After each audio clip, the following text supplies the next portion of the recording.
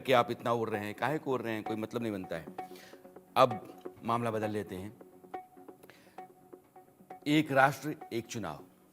प्रधानमंत्री नरेंद्र मोदी देश में चुनावों को लेकर के क्रांतिकारी बदलाव के पक्षधर रहे हैं और 2024 के लोकसभा चुनाव में बीजेपी के घोषणा पत्र में भी उसका जिक्र था। एक राष्ट्र एक चुनाव, इसके लिए केंद्र सरकार ने सारा जोर लगा रखा है।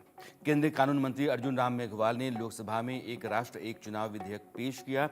इसको पटल पर रखने के साथ ही केंद्रीय गृह मंत्री अमित शाह ने सदन को बताया कि प्रधानमंत्री नरेंद्र मोदी ने राय दी है कि विधेयक को व्यापक परामर्श के लिए संयुक्त संसदीय समिति, जिसको हम जेपीसी कहते हैं, उसके पास भेज दिया जाना चाहिए। बहुत लंबी आजादी की लड़ाई के बाद हम आजाद हुए।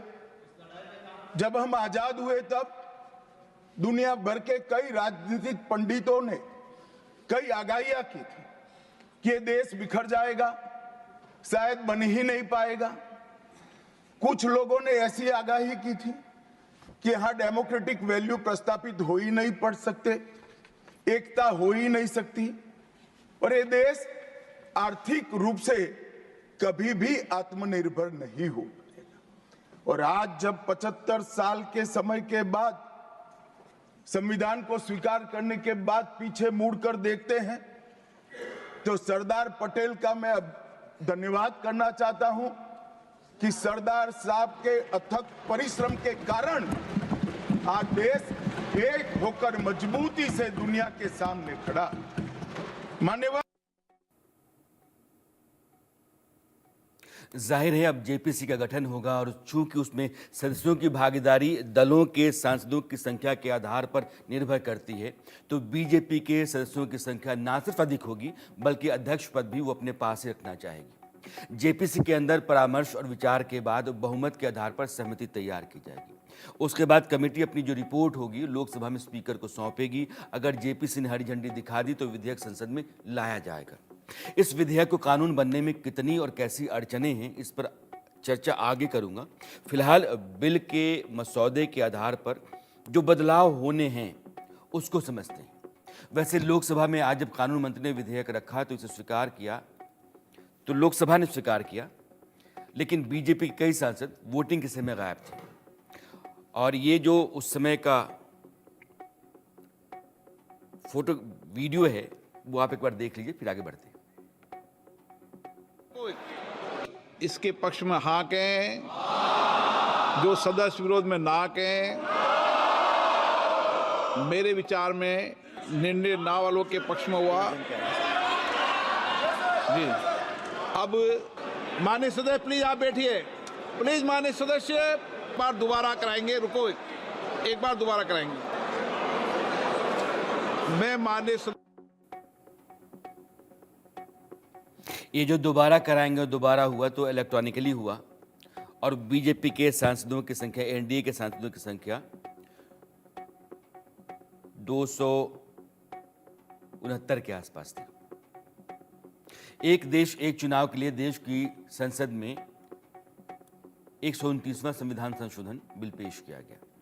इसके मुताबिक देश में चुनाव 2 चरणों में करवाए जाएंगे।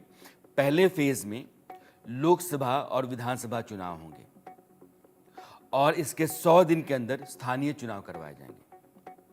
मसलन लोकसभा या किसी विधानसभा को उसका कार्यकाल 3 साल पूरा होते ही अगर भंग कर दिया जाता है तो मध्यावधि चुनाव के बाद जो सरकार बनेगी वो उतने ही समय के लिए बनेगी जितना कार्यकाल में बचा हुआ है। इसके साथ यह भी ध्यान रखना है कि रामनाथ कोविंद कमेटी जिसने सिफारिश की, जिसके आधार पर बिल ड्राफ्ट किया गया है, उसने कहा है कि अपॉइंटेड डेट के बाद राज्य चुनावों की ओर से गठित सभी विधानसभाएं केवल 2029 में आगामी आम चुनाव तक की अवधि के लिए होंगी। अगर आप इस तरह से देखें तो 2024 और 2028 के बीच में जितनी भी विधानसभाओं के लिए चुनाव होंगे उनका कार्यकाल 2029 के आगामी लोकसभा चुनाव तक पूरा हो जाएगा। 2027 में है तो 29 में पूरा हो जाएगा, 2 साल का। फिर सारी विधानसभाओं के लिए जो चुनाव हैं वो आम चुनावों के साथ ही होंगे। इसको आप ऐसे भी समझ सकते हैं कि किसी राज्य में अगर 2025 में विधानसभा चुनाव होते हैं, जैसे दिल्ली, तो वहां 4 साल के कार्यकाल वाली सरकार होगी और जिस राज्य में 2027 में चुनाव होंगे वहां की सरकार की मियाद 2 साल की होगी। यानी कि 2029 में सभी विधानसभाओं और लोकसभा के लिए चुनाव करवाए जाएंगे। अगर 2029 को पॉइंटेड डेट बताया जाता है तो रिपोर्ट में यह भी सिफारिश की गई है कि अगर त्रिशंकु सदन है, अविश्वास प्रस्ताव के दिन सरकार गिर जाती है या ऐसी किसी भी परिस्थिति में नए सदन के गठन के लिए नए सिरे से चुनाव करवाए जा सकते हैं, चाहे वह लोकसभा में हो या राज्य विधानसभाओं में।